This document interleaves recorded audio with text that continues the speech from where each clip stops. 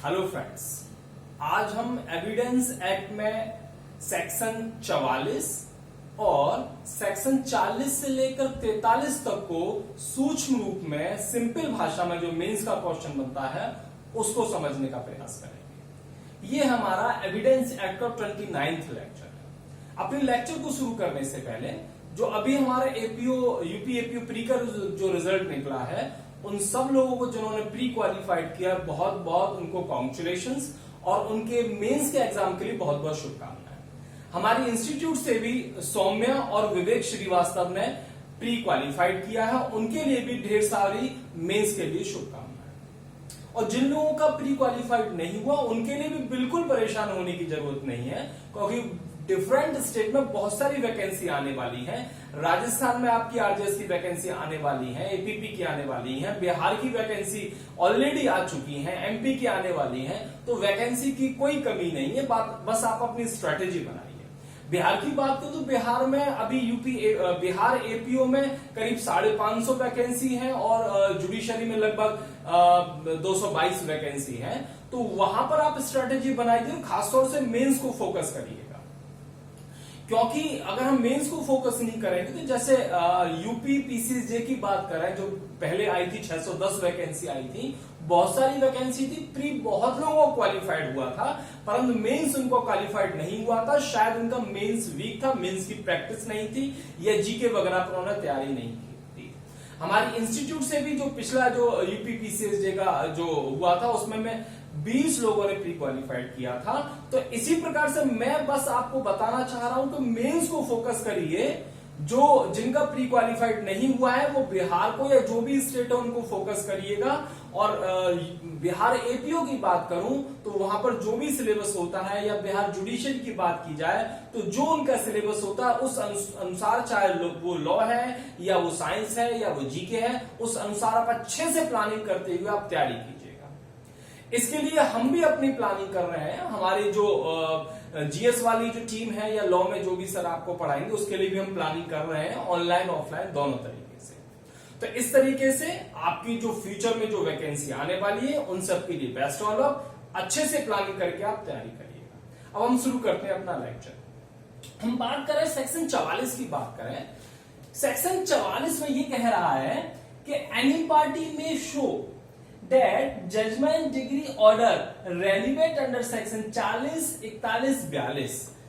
यानी कि ये कहना चाह रहे हैं, सिंपल भाषा में ऐसे समझे कि यदि किसी पार्टी ने कोई एविडेंस दिया, चाहे वो सुसंगत है धारा 40 में, चाहे 41 में, चाहे 42 में वो सुसंगत है, तो वहां पर जो दूसरा पक्षकार है वो ये कह सकता है कि ये जजमेंट है जो सुसंगत है धारा 40 में, 41 में, 42 में, और जिसका जो पक्षकार एविडेंस दे रहा है वास्तव में वो जजमेंट डिग्री ऑर्डर किस कोर्ट ने दिया है, या तो कॉम्पिटेंट कोर्ट ने नहीं दिया है, या फिर वो फ्रॉड द्वारा प्राप्त किया गया है, या फिर वो कॉल्यूजन द्वारा प्राप्त किया गया है। तो सेक्शन 44 क्या कह रहा है? सेक्शन 44 कह रहा है एनी पार्टी में शो, यानी कि कोई भी पक्षकार ये साबित कर सकता है कि that the judgment decree order which is relevant under section 40, 41, 42, कि वो जजमेंट डिग्री ऑर्डर जो धारा 40, 41 या 42 में सुसंगत है वो किस कोर्ट ने दिए हैं? वो उस कोर्ट ने दिए हैं जो कि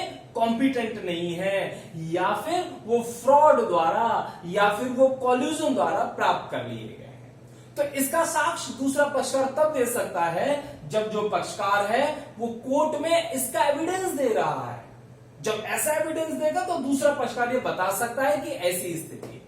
तो ये हमारा सेक्शन 44 था, बहुत सिंपल था, उसमें कोई डिफिकल्ट वाली बात नहीं है। बस दो चीज ध्यान रखनी है आपको, 2-3 चीज। नंबर 1, पार्टी ये शो कर सकती है कि वो जिस कोर्ट ने जजमेंट दिया था वो कॉम्पिटेंट नहीं था, या फिर ये जजमेंट फ्रॉड द्वारा, कॉल्यूजन द्वारा प्राप्त किया गया। तो ये हमारा सेक्शन 44 था। अब हम बात करें कि सेक्शन 40 से लेकर 43 तक सिंपल भाषा में समझने का प्रयास करें, या फिर जब भी आप मेंस के नोट्स बनाएंगे तो उसमें केवल इतना लिख सकते हो और एक और दो चीज और जोड़ सकते हैं। तो हम बात करें जनरल रूल। जनरल रूल क्या होता है इस टॉपिक का, जो 40 से लेकर 44 तक है? वो जनरल रूल ये है कि जजमेंट वेल रेलिवेंट, यानी कि निर्णय कब सुसंगत होते हैं। इसका मतलब ये हुआ कि निर्णय हमेशा सुसंगत नहीं होते हैं। तो जनरल रूल यही हुआ, जनरल रूल नॉट रेलिवेंट, यानी कि जो जजमेंट डिग्री ऑर्डर है वो हमेशा सुसंगत नहीं होते हैं, और जो सुसंगत होते हैं वो एक्सेप्शन है, वो अपवाद है।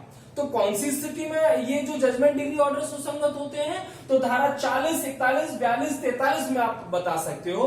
सेक्शन 40 ये कह रहा है, हमने लिखा जजमेंट डिग्री ऑर्डर रेलिवेंट, यानी कि वो जजमेंट डिग्री ऑर्डर रेलिवेंट है नंबर 1 धारा 40 के अंतर्गत। तो 40 में कौन से जजमेंट डिग्री ऑर्डर सुसंगत है?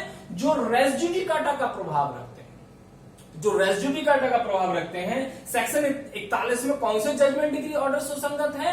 वो जजमेंट डिग्री ऑर्डर सुसंगत है जो जजमेंट इन रेम की प्रकृति के हैं और जो प्रोबेट, मैट्रिमोनियल, एडमिरल्टी और इंसॉल्वेंसी से संबंधित हैं। सेक्शन हम 42 की बात करें, यहां पर हमने लिखा नहीं, अंडर सेक्शन